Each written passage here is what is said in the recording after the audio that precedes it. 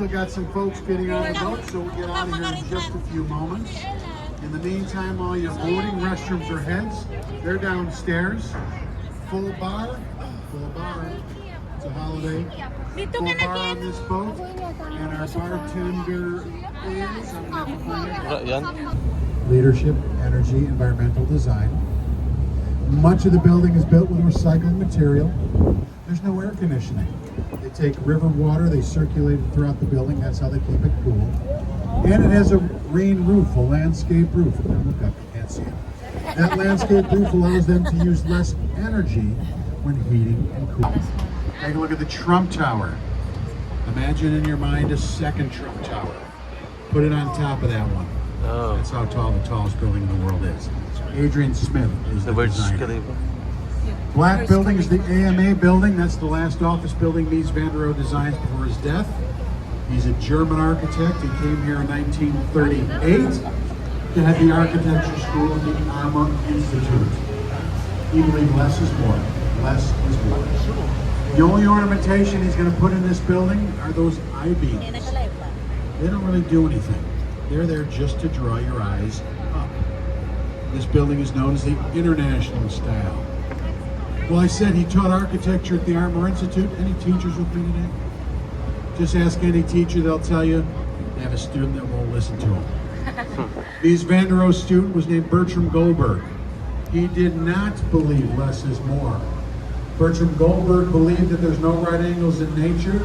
He's not going to build any right angles in his building. So he gives us the twin 60-story towers of Marina City. We've got 19 floors of parking, about 875 apartments, all built around a central elevator core. What does that mean? These are all round. The apartments are pie-shaped. They're narrow when you walk in, they get wider as you go out towards the end. Well, Bertram Goldberg designed these buildings in 1964. Why am I stressing that? Because in the 1960s, nobody's living in downtown Chicago. He wants to bring people back downtown. So when he designs Marina City, he includes a bowling alley, a bank, an office tower, an ice rink, a theater. Everything you need to live downtown Chicago was there in Marina City. Now, trying to look around, see what kind of crowd I have. How many of us remember Steve McQueen? All right, I got some people who know the old timers. Steve McQueen's last movie, The Hunter, he drove a car off that parking deck to the river in that climactic scene in this final movie. This is the ABA building, the American Bar Association. Don't get excited, not that type of bar. They added this restaurant complex here about 2 years ago. You know, if we were on this river about 200 years ago, maybe, we wouldn't be seeing these beautiful buildings. We'd be seeing warehouses and factories. Warehouses and factories. In fact, one of the original factory workers is still with us today. He's in the window, the fourth from the end. There he is. This is the Reid Murdoch Center. It goes up in 1913. George Nimmons is your architect. This is originally the Monarch Foods warehouse. Warehouse and factories all along there. Now it's an office building, including Whirlpool's in there, Encyclopedia Britannica's in there, yes. International Tower is an hotel.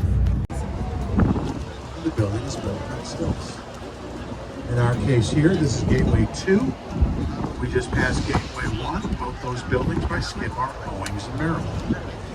Now, if I told you this white building is called Gateway 3, also by Skidmore, Owings, and Merrill, then I told you the building with the green glass was also designed by Skidmore, Owings, and Merrill, you would tell me its name is Gateway 4. They stopped trying in this area. Gateway 1 and 2 from the 60s, Gateway 3 from the 70s, and Gateway 4 from the 1980s, all by Skid Row points and down. Get your cameras out, please. Go to my left. We can see where the trees are. We can see between these two buildings. We're going to get our best view of the Willis Tower. We're going to see the building all the way from the street level all the way up to the top. From the street level all the way up to the top. I'm going to give you a minute or so to take some great shots right here. Captain Chris will get us in position. Best view of the Sears or Willis Tower we're going to get from the street level all the way up to the top.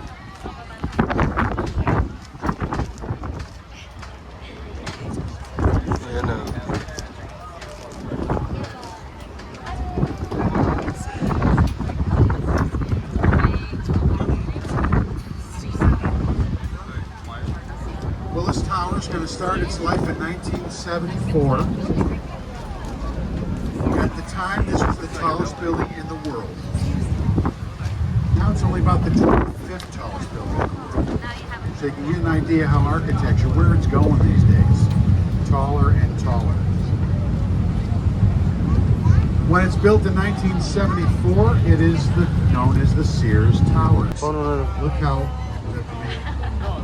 Triangle yung base. Look how narrow that building is. Look how narrow that building is on the base. The architects did not have the blueprints upside down. That's because of the railroad tracks. The building is so narrow because they had to build it over the railroad tracks, then cantilever the building out. So they put a 54-story building, about 700 feet tall, on top of this really only 40-foot wide base. Best thing about this building, we can wave to ourselves. There we are, I'm taking a boat ride. Hello, us. Let's get a good picture of us in there. But they got another problem with this building. It is so narrow, so it has a tendency to sway in the wind. So there's about 160,000 gallons of water on the top of the building. It's called a damper system. And it's designed that if the building sways a little to the west, the water's going to slosh to the east, and the other way around. It keeps the building a little more stable, so the folks in there aren't getting sick all the time. 100 North Riverside has the same problem, Perkins and Will. Used to be known as the Boeing building. Boeing just moved out about a month ago. What's that problem? Look at the bottom, look at the bushes. They are covering some windows type things, some openings. The railroads run right underneath the building. They run right underneath the building, come up more on the top. That's why 150 had to be that narrow base. A couple of us do. He's a department store. He's got 14 warehouses around the city, wants to combine them into one building, so he built this huge 4.5 million square foot building. Up until the Pentagon is built in Washington, D.C., largest building in the world. In fact, it's so large that up until about 2008, the United States Postal Service gave the building its own zip code. It was 60654. Marshall Field sold it to the Kennedys for about $14 million. Kennedy sold it about 8 years ago for a cool $598 million. So they made a couple dollars off this building. If you're downtown in 1833, this is where you're going to go. This was downtown Chicago. 1833, this is the Wolf Point. Finally starting to build some buildings on Wolf Point. Wolf Point West. You can see some folks sunbathing out there. Sears Tower, that's going to be finished probably about 2023.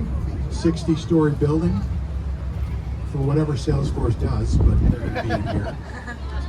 And then the green building, not to give you my opinions on buildings, but I'm going to do that right now.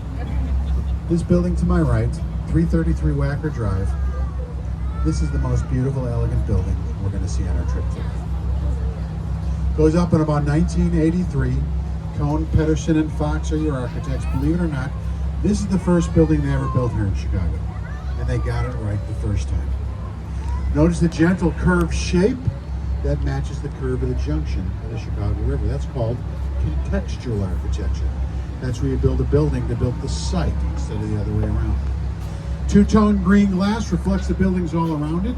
Dark green on the bottom, that's the floor. Light green on the top, that is where the people are.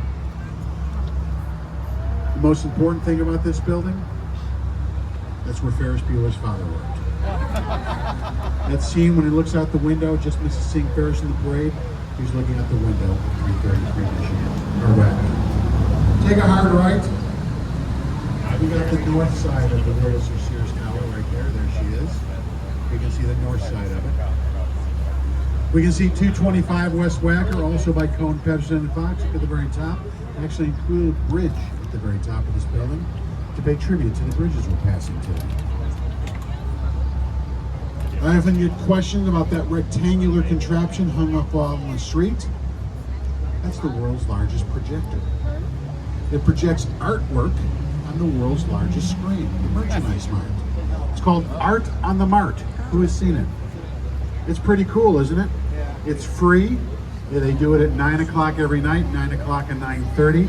If you're downtown, get yourself somewhere to stand along Wacker Drive on one of our bridges. You're going to see a pretty cool free show. Nightly called Art on the Mart. $1 million, removed all the marble and replaced it with granite from North Carolina. Building with the curved balconies. That's the Aqua. That's the Aqua. That's from 2009. That's a residential building. Someone named Stephanie Giamotto used to live there. Who's Stephanie Giamotto? Lady Gaga. Used to have an apartment in that building. She no longer does. No two balconies are the same, and the curved balconies are supposed to represent the limestone outcroppings along Lake Michigan. That used to be the tallest building in the world, designed by a female architect. It was designed by Jeannie Gang, a local Chicagoan. She does residential building. 6 shades of blue glass, that's supposed to represent the 6 shades of water on Lake Michigan. We've got 3 interlocking towers. Let's talk to him. Let's all say welcome to Chicago, but remember one thing. I'm the center of attention. I've got 2 kids. This is my only chance to be the center of attention when I come to work.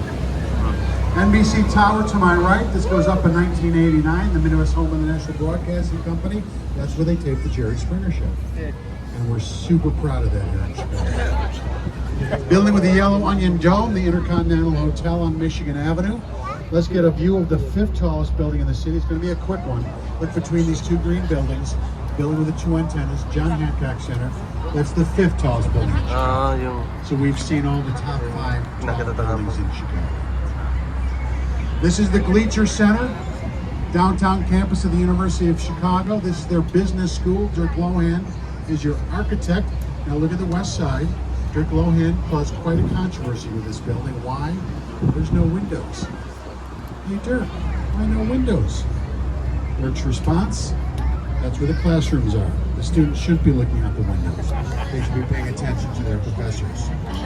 Want to go to the Big Apple, go to New York. You want to go to the Big Easy, go to New Orleans. You want to go to the Smelly Onion, welcome. Chicago really means smelly onion. We got some wind out here, don't we?